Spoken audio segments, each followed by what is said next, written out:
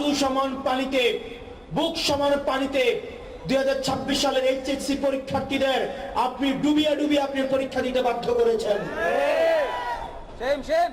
এবং একটা পরীক্ষার প্রশ্ন আপনি প্রণয়ন করেছেন, আপনি পরীক্ষার প্রশ্নের মধ্যে 2টা সৃজনশীল আপনি ভুল দিয়ে রেখেছেন।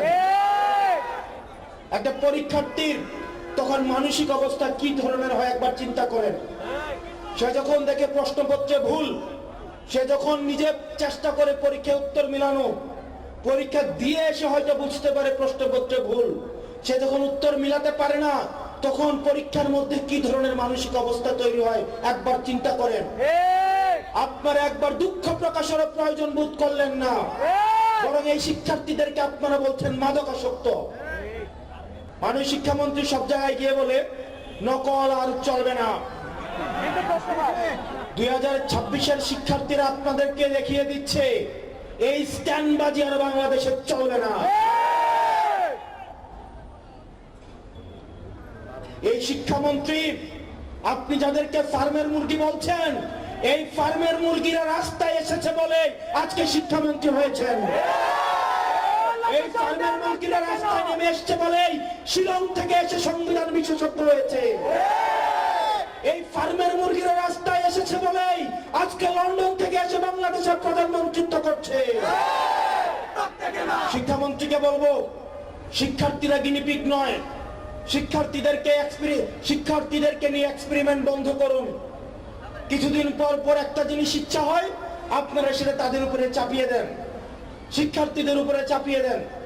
এই শিক্ষার্থীদের আপনাদের এক্সপেরিমেন্টাল টুল না, যে যখন ইচ্ছে তাদেরকে নিয়ে এক্সপেরিমেন্ট করবেন, এক্সপেরিমেন্ট ফেল করলে আবার সে এক্সপেরিমেন্ট তুলে নেবেন।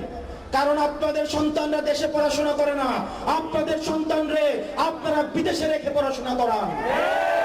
পরের সন্তানদেরকে রাস্তায় রেখে রাজনীতি করাবেন, পরের সন্তানের ভবিষ্যৎকে নষ্ট করবেন, পরের সন্তানদেরকে নিয়ে এক্সপেরিমেন্ট করবেন। এই বাংলাদেশ নিয়ে এক্সপেরিমেন্ট আর আমরা আপনাদেরকে করতে দিব না। 2026 সালের এইচএসসি পরীক্ষার্থীদের প্রতি সংবেদনশীল আচরণ করার অনুরোধ করব। না হয় এই শিক্ষার্থীরা যদি রাস্তায় নেমে দৃঢ় অবস্থান নেয়, আপনার পাটাতন যে শক্ত না, এই অর্ধবেলা আন্দোলনে সেটা বোঝা গিয়েছে। আমরা 24 পরবর্তী বাংলাদেশে এই ধরনের বাংলাদেশ আমরা চাই না। ব্যবসায়ীরা হাহাকারের মধ্যে রয়েছে, ফুটপাতের হকাররা হাহাকারের মধ্যে রয়েছে, রিক্সাওয়ালা ভাইয়েরা হাহাকারের মধ্যে রয়েছে। 200 টাকা ইনকাম করলে 50 টাকা বিএনপি ছাত্রদল যুবদলকে চাঁদা দিতে হয়, স্থানীয় এমপিদেরকে চাঁদা দিতে হয়। এই চাঁদাবাজির বাংলাদেশ আর চলবে না। আপনারা যদি মনে করে থাকেন এই চাঁদাবাজির যাত্রা আপনারা অব্যাহত রাখবেন, মনে করার দরকার নাই এভাবে বেশি দিন খাইতে পারবেন। হাসিনার হয়তো 17 বছর লাগছে। আপনারা এটা বলেন সত্য, প্রত্যেক দিন জুলাই হয় না, প্রত্যেক বছর জুলাই হয় না, কিন্তু যখন জুলাই হয় তখন পালানোর জায়গা পাবেন না। হাসিনার জন্য ইন্ডিয়া ছিল, আপনারা বলেন আপনারা বাংলাদেশ পন্থী দল, আপনাদেরকে আমাদেরকে ইন্ডিয়াও নিবে না, পাকিস্তানও নিবে না, আমাদেরকে এই দেশের মধ্যেই থাকতে হবে। এবং আমরা যদি জনগণের আকাঙ্ক্ষার বিরুদ্ধে যাই, জনগণ আমাদের রাস্তার মধ্যে আমাদের বিচার করবে।